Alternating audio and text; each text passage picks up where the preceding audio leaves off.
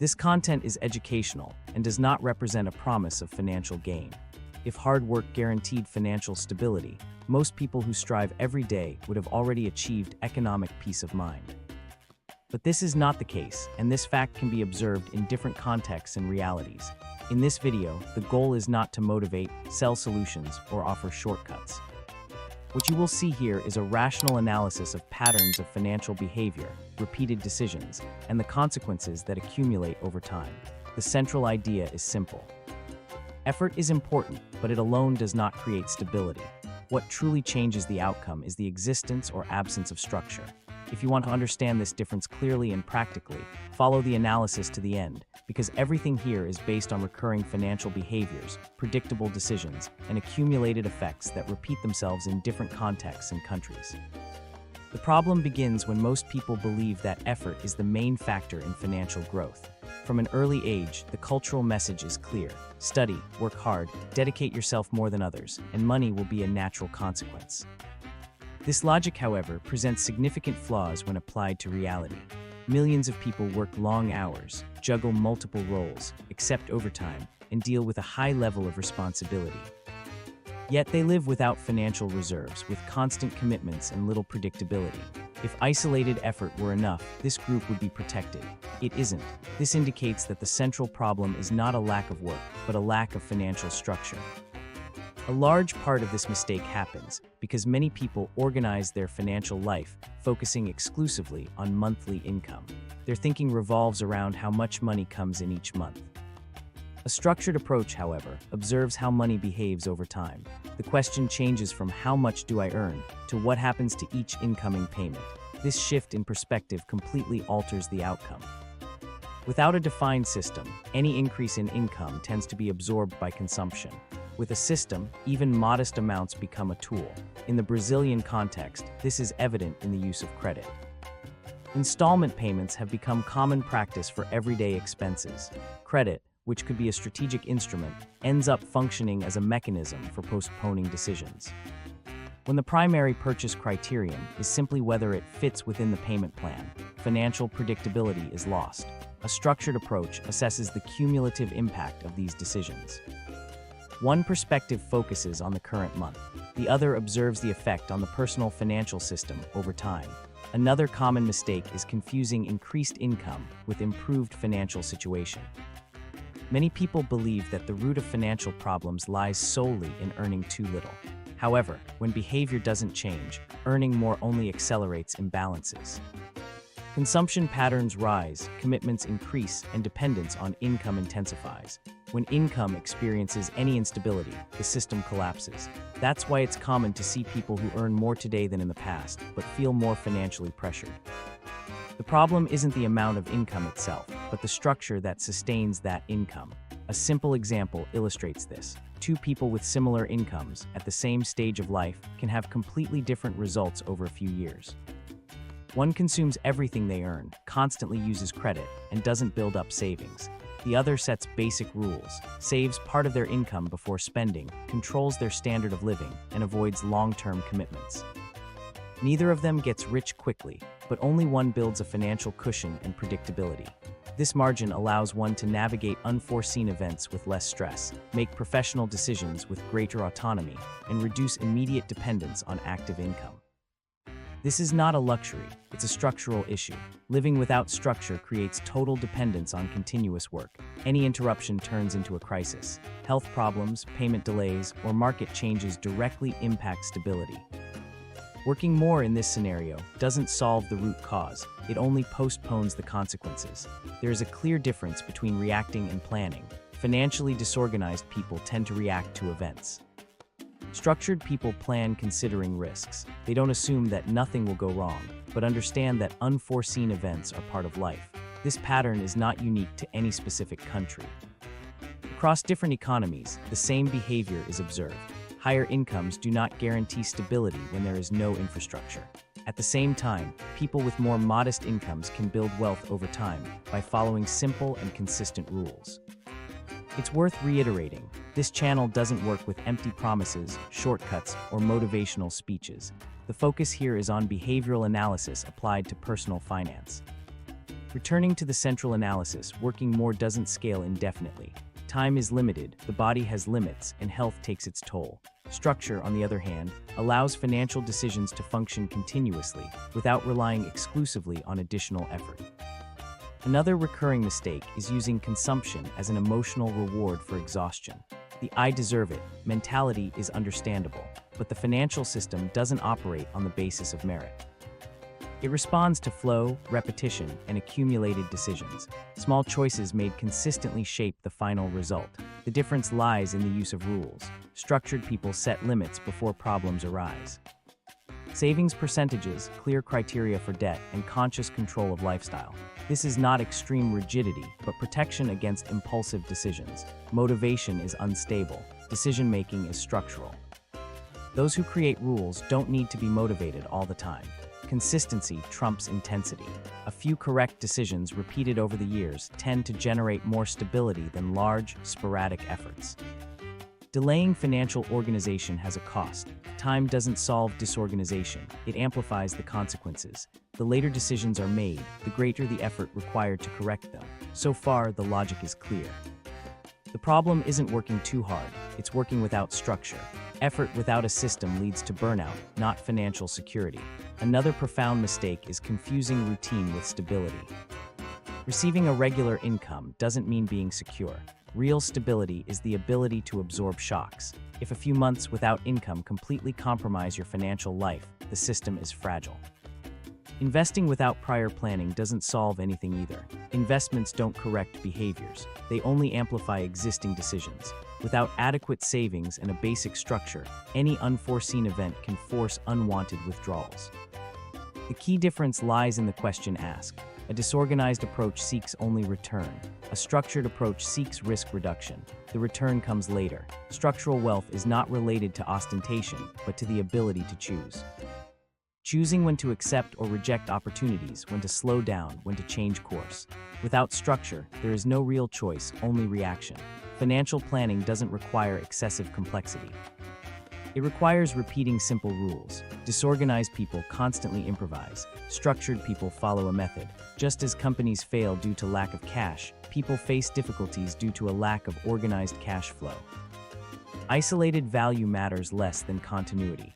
Working more often becomes a way to avoid facing difficult decisions.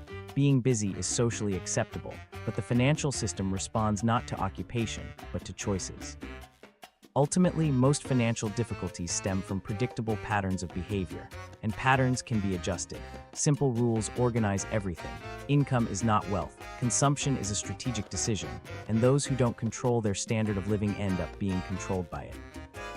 Use this practice, organize before expanding. Create protection before seeking returns. Define rules before relying on motivation. Work is necessary. Structure is crucial. There's an aspect that's rarely discussed clearly when the topic is money. Most people aren't financially vulnerable due to a lack of information, but rather due to the automatic repetition of behaviors. They even know on a rational level that they should organize themselves better, spend less than they earn, and create some kind of reserve. The problem is that knowing isn't the same as structuring. The financially challenged person relies excessively on self-control. They believe that next month they will behave better. The structured person, on the other hand, understands that self-control is limited, emotionally unstable, and exhausting. Therefore, they create rules that work even when discipline fails. The system doesn't depend on the mood of the month. It operates independently of motivation. This is a silent but crucial difference. When life gets tough, when personal problems arise, work pressure sets in, or emotional strain occurs, the financially disadvantaged person loses control because the system depends on them always being in good shape. The financially stable person weathers difficult times with less impact because the system was already in place before the crisis hit. Another recurring mistake is believing that financial organization is something you do when you have extra money. This almost never happens. Those who wait for extra money never start. There's always a new expense, a new desire, a new justification. The structured approach starts small, even if imperfect. It understands that the initial amount matters less than consistency. The difference between those who improve financially and those who remain stagnant lies not in the size of their income, but in their ability to repeat correct decisions for a sufficient amount of time. Repetition builds results. Isolated intensity does not. Here is the logical summary of everything analyzed so far. Financially fragile people make decisions thinking about immediate relief. Financially stable people make decisions thinking about reducing future risk. One chooses comfort now, the other chooses margin later. This pattern manifests itself in absolutely all areas. Consumption, career, debt, investments, and standard of living. When someone truly understands this, the game changes. They stop looking for shortcuts, stop comparing themselves to others, and stop waiting for the perfect moment. They begin to build. And building, contrary to what many imagine, isn't exciting. It's repetitive. It doesn't generate euphoria. It generates stability. And stability, contrary to what it seems, is one of the most profound forms of freedom. Freedom to say no, freedom to leave bad environments, freedom to get through difficult periods without despair. None of this comes from working longer hours. It all comes from structure. If you've made it this far, it's important to make something clear. This type of content doesn't appeal to everyone. It bothers those who still want to believe that effort alone solves everything. But for those seeking clarity, it liberates. Because clarity allows for decision-making, and decision-making allows for change. Now, the final closing needs to be straightforward, consistent, and aligned with monetization and retention. If you understand this logic, you're already ahead of most people. Not because you work harder, not because you earn more, but because you've started thinking structurally. Working more doesn't create sustainable wealth. Infrastructure does. This content is for educational and analytical purposes only. It does not promise financial results, guarantee earnings, or replace individualized financial or professional guidance. It exists to show observable patterns, decisions, and consequences over time. There is also a structural factor that needs to be addressed clearly. Most people build their financial lives without any kind of margin. Everything is adjusted to function at the limit. Salary committed, bills maxed out, standard of living stretched. The personal system operates without slack, and systems without slack do not tolerate error. When there is no margin for error, any variation becomes a threat. An unexpected cost increase, a medical expense, a job change, or a delay is enough to generate emotional and financial imbalance. The problem is not the event itself, but the fact that the system was set up without room to absorb impact. The structured approach starts from the opposite principle. It understands that unforeseen events are not rare exceptions, but normal occurrences throughout life. Therefore, it doesn't build a perfect system, but a resilient one. Financial resilience doesn't come from extraordinary gains, but from the ability to continue functioning, even in bad scenarios. Another point that is rarely discussed is the psychological cost of financial disorganization. Living on the edge consumes mental energy. People think about money all the time, but reactively. This reduces clarity, worsens decision-making, and increases the likelihood of impulsive choices. The system enters a negative feedback loop. Structural organization reduces mental load. When rules are defined, a person doesn't need to decide everything all the time. Fewer daily decisions mean less emotional strain. This even improves professional performance, because the mind isn't constantly occupied with basic financial concerns. There is also a common confusion between freedom and flexibility. Many people believe that financial freedom means being able to spend without thinking. In practice, this creates dependency. True freedom lies in predictability, knowing exactly how far you can go without compromising the system. Freedom without structure becomes instability. Another recurring mistake is underestimating the cumulative effect of small decisions. An isolated portion seems irrelevant. A recurring expense seems harmless. But the financial system doesn't respond to isolated decisions. It responds to the whole. Constant small leaks sink any structure, regardless of income level. The structured approach understands that it's not necessary to always be right. It's about consistently making fewer mistakes. This mindset completely changes the relationship with money. It's not about seeking perfection, but risk reduction. It's not about seeking absolute control, but sufficient predictability to make better decisions over time. Another important aspect is the relationship between financial stability and life choices. People lacking stability tend to accept bad situations out of fear. They remain in exhausting jobs, toxic environments, or unfavorable relationships because they have no way to leave. Lack of stability limits choices far beyond money. When there is structure, even a modest one, options increase. A person can negotiate better, reject bad offers, invest in qualifications, or simply reduce exposure to stress. This creates a positive chain reaction that is rarely noticed by those who always live on the edge. It's important to emphasize, none of this depends on financial genius. It doesn't depend on understanding complex products, sophisticated markets, or advanced strategies. It depends on repeated behavior. It depends on simple rules applied for a sufficient amount of time. Another point that needs to be made without romanticizing it: building a structured life requires giving up immediate comfort. There are no shortcuts. Anyone who promises otherwise is selling an illusion. Initial discomfort is the price of future stability. The financially poor avoid this discomfort and pay continuous interest. The structured person accepts the short-term cost to reduce the long-term cost. Most people believe they are too late to start. This is just another mental trap. Structure doesn't require starting early, it requires starting. The system begins to function from the moment rules are applied. Before that, nothing changes, regardless of age or income. Another silent mistake is believing that financial organization is a one-off event, something you do once and that's it. It's not. Structure is a process. It needs to be reviewed, adjusted, and recalibrated as life changes. Those who don't review the system let it become outdated while reality changes. When all of this is considered together, it becomes clear that most financial difficulties are not the result of extreme bad luck or a complete lack of opportunity. They are the result of predictable decisions repeated over time, and everything that is predictable can be adjusted. The central point was never to demonize work. Work is fundamental. The mistake lies in treating work as a financial strategy. Work is a means, structure is a method. Without a method, the means wear out and do not generate sustainable progress. This video isn't meant to please, motivate, or comfort.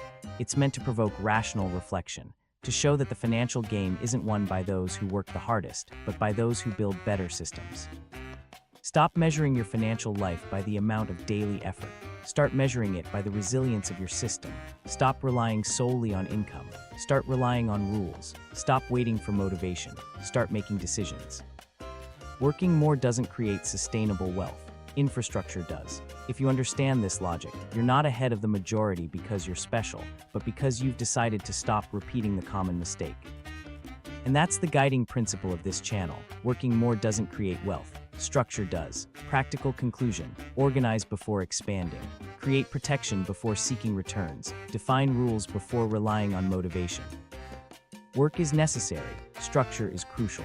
If this content resonated with you, check out the channel's upcoming videos, which follow this same line of behavioral analysis applied to personal finance.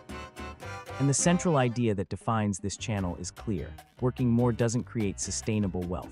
Structure does. This content is educational and does not replace individualized financial or professional advice.